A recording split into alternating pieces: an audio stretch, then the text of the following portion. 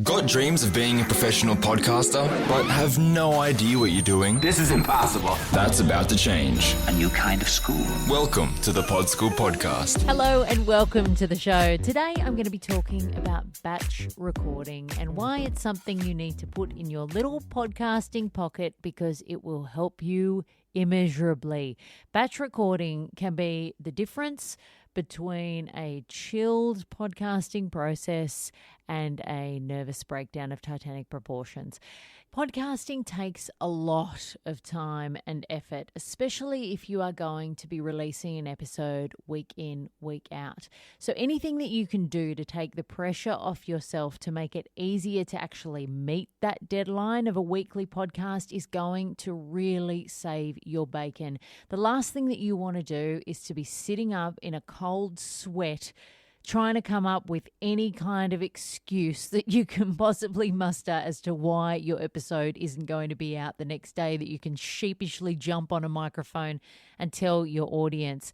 You really need, if you are telling your audience that you're going to be turning up on a weekly basis, to rock up in their inbox or in their podcast app. So that can take a lot of effort and a lot of time, and however you can make that process easier is always going to be desirable.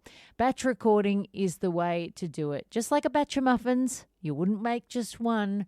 Batch recording is exactly that. It's doing more than one podcast episode at a time. If you've got longer podcast episodes, this probably isn't going to be as doable.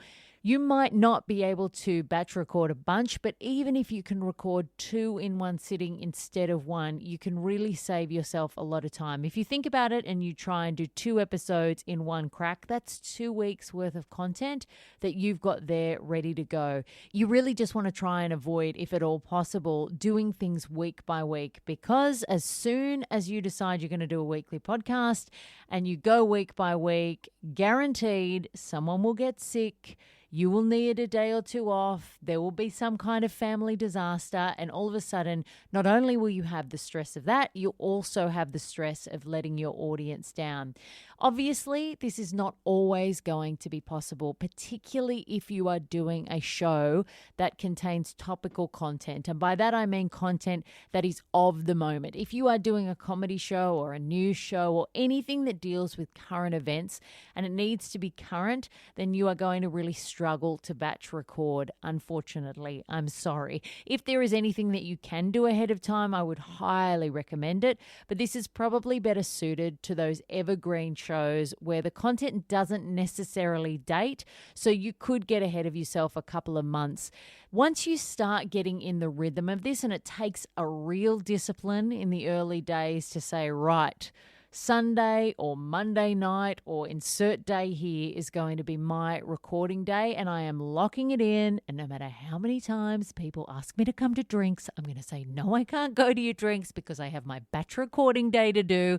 You really have to set yourself some clear goals to get this kicking.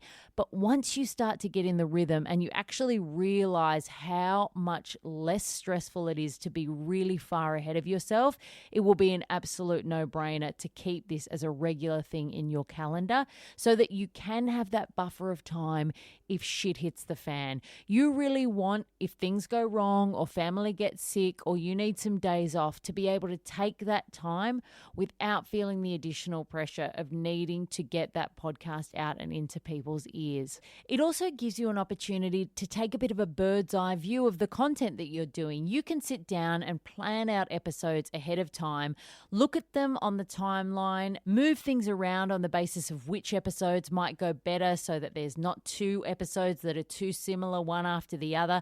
When you're just going week to week, it's really easy to not think about what you've done before or even have any thought about what you're going to do after. So you're sort of flying by the seat of your pants, and sometimes it can mean that the content you dish up can be a little bit samey, or it might not paint as coherent a picture as if you stood back and had a look at that and planned the episodes out and then recorded them in batches. If you have wanted to podcast for as long as you can remember, or as long as podcasting's been around, then you don't want this to be a situation where you jump in the deep end and you think, why did I decide to go swimming? It can be a really tough road because it is a lot of work and you really want to set yourself up for success.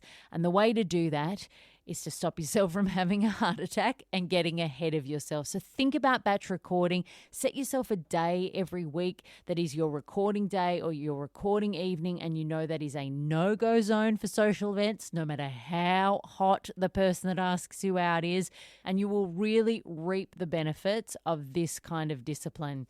I hope that's helped you understand a little bit more about batch recording. If you have any questions, you can always hit me up at podschoolpodcast.com. You'll find my contact page there where you can send me an email and I'd love to answer one of your questions on the show.